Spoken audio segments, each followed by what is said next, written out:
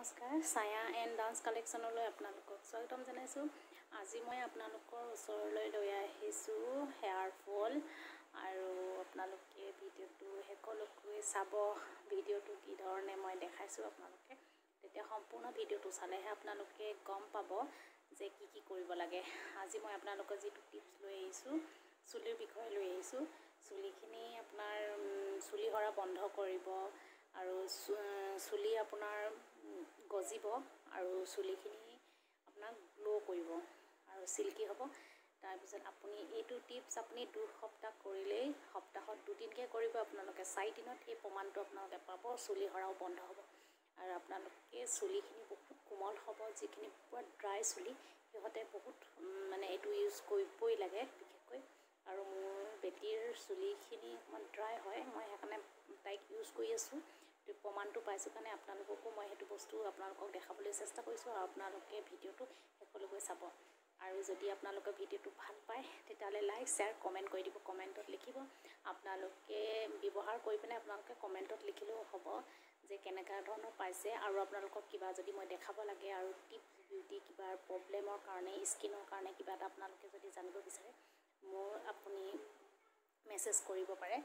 আৰু যিসকল মোৰ ভিডিঅ' নতুন হয় তেওঁলোকে ছাবস্ক্ৰাইব কৰিবলৈ নাপাহৰিব, তেতিয়া মোৰ নতুন নতুন ভিডিঅ'বিলাক আপোনালোকে চাব আৰু কাষতে থকা বেল আইকনটো দবাই দিব তেতিয়াহ'লে বলক চাওঁ মোৰ বেটীক মই কি ধৰণে পেষ্টটো তৈয়াৰ কৰিলোঁ আৰু কি ধৰণে লগালোঁ আৰু কি বস্তু ইউজ কৰিছোঁ তাত।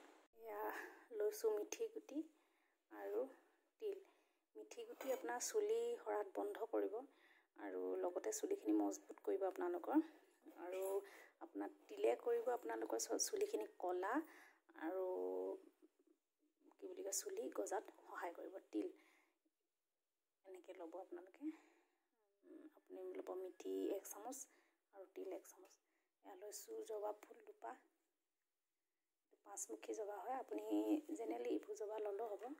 আমাৰ ঘৰত নাই কাৰণে মই 5মুখী জবা লৈছোঁ। আৰু ইয়াত লৈছোঁ জবা ফুলৰ পাত। এইখিনি গোটেইখিনি মই এতিয়া পেষ্ট বনাই ল'ম। তাৰপিছত ইয়াত দিম মই কুকুৰা কণী 1টা, আৰু এইখিনি মই পেষ্টখিনি বনাই লওঁ। তাৰপিছত আপোনালোকক দেখাইছোঁ মই কেনেকৈ লগাব লাগে। এতিয়া পেষ্টখিনি বনাই ল'লোঁ, পেষ্টখিনি বনাই ল'লোঁ মই, হৈ গ'ল। এতিয়া এইখিনি বেটীক চুলিখিনি ধুই আহিবলৈ ক'লোঁ। তাই ধুই ল'লে, কিয়নো ধুই ল'লে যিখিনি লেতেৰা বস্তু থাকে আমাৰ চুলিৰ পৰা যায়গৈ, লেতেৰা হৈ থাকিলে বেয়া হয়। এতিয়া ধুই ল'লে ইয়াৰ যিখিনি কোষ থাকে চুলিৰ সেইখিনি গোটেইখিনি মুকলি হ'ল। এতিয়া পেষ্টটো লগালে ইয়াৰ যিখিনি কাম থাকে পেষ্টটো গোটেইখিনি আপোনালোকৰ কাম দিব। এতিয়া মই চুলিখিনিত লগাই লৈছোঁ। এয়া মই তাইক লগাই পিনে হৈ গ'ল সম্পূৰ্ণ। পেষ্টখিনি এনেকৈ লগাব, ঘূৰি দিয়ে বেটী অকণ, এনেকৈ সম্পূৰ্ণ চুলিত লগোৱাভাৱে আপোনালোকে পেষ্টটো লগাব। আৰু বিশেষকৈ চুলিৰ আগত খুব মালিচ কৰি লগাব। আৰু এই পেষ্টটো মই 1 ঘণ্টা 1.5 ঘণ্টা আপোনালোকে থ'ব। তাৰপিছত চুলিখিনি খালী পানীৰে ধুই দিব। তাৰপিছত মই কেনেকুৱা হ'ল ধোৱাৰ পাছত মই আপোনালোকক দেখাই আছোঁ। এতিয়া আমাৰ বেটী এতিয়া চুলি ধুই আহিলে, আপোনালোকে চব কি ধুনীয়া চাইন কৰিছে চুলিখিনি,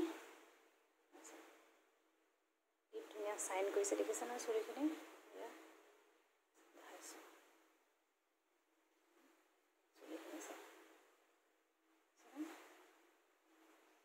অলপো জত নালাগে।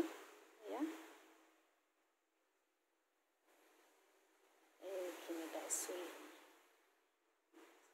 আপোনালোকে সদায় সপ্তাহত এদিন ব্যৱহাৰ কৰিব।